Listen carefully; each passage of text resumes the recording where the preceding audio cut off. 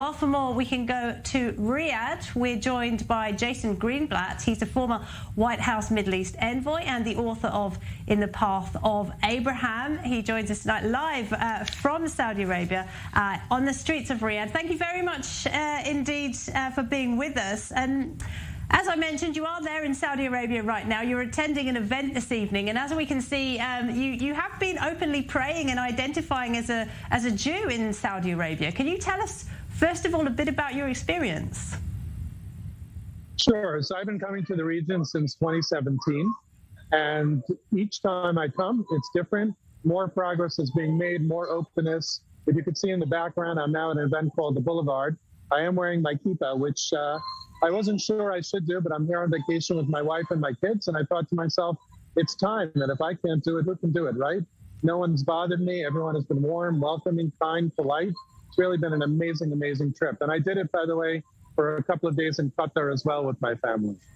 Wow, that's fascinating to hear. And I want to turn your attention, if I can, to those comments by the Saudi Prince Farhan at the World Economic Forum, and specifically about his concerns regarding the new Israeli government. Everyone here is very much waiting for Riyadh to sign up to the Abraham Accords, which you were very much a part of. Are you concerned that the current government could derail that process? I'm not at all concerned. First of all, the government is in good hands with Prime Minister Netanyahu. Let's remember that he was the one who really started us on the path of the Abraham Accords. It was his idea to try to reach an accord between the Arab countries and Israel. And I think that I'm confident if anyone can move things forward, it would be him. But I would say, let's be cautious. Saudi Arabia is not ready at the moment to sign the Abraham Accords. God willing, they will one day. God willing, what we see with the UAE and Bahrain and Morocco, and especially with the UAE and Bahrain in particular, the amount of progress and business and cultural ties and visits is really, really strong. I think we will see that with Saudi.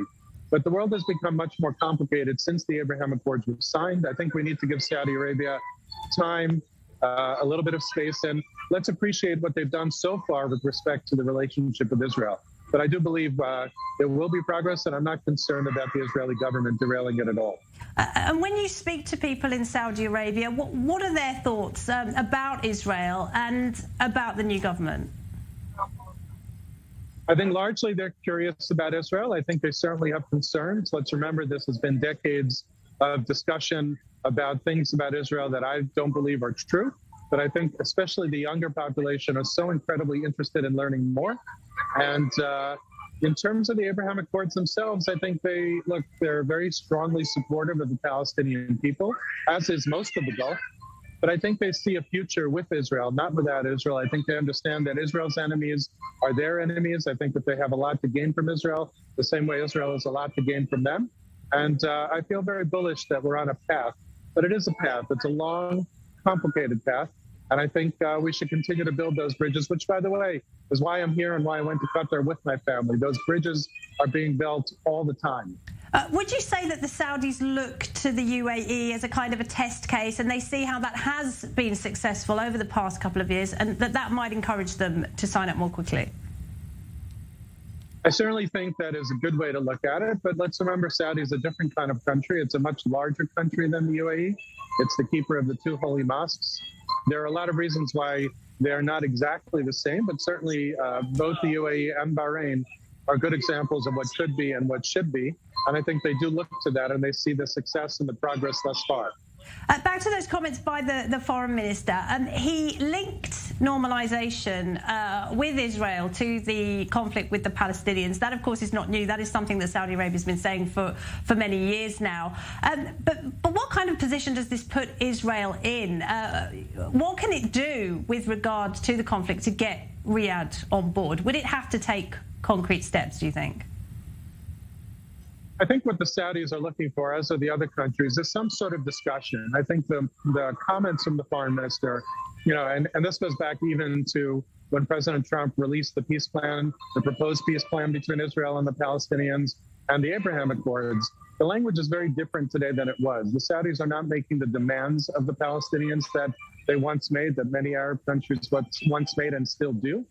But what they're trying to do is encourage discussions. They understand the complication. They understand the issues. While they're very supportive of the Palestinian people, they also understand it's not going to be done on the talking points of the past.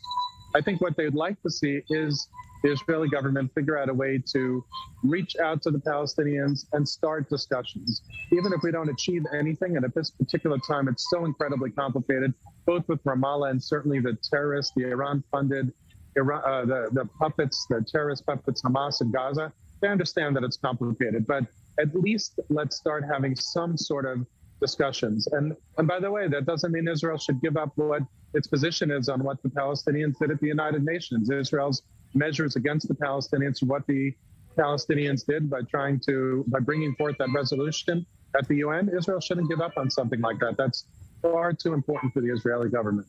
All right. And of course, people can read more about this in your book, Jason Greenblatt, In the Path of Abraham. We'll let you get to your event. Thank you. Thank you very much indeed. We appreciate it. Thank you, sir. Jason Greenblatt. Thanks for having me.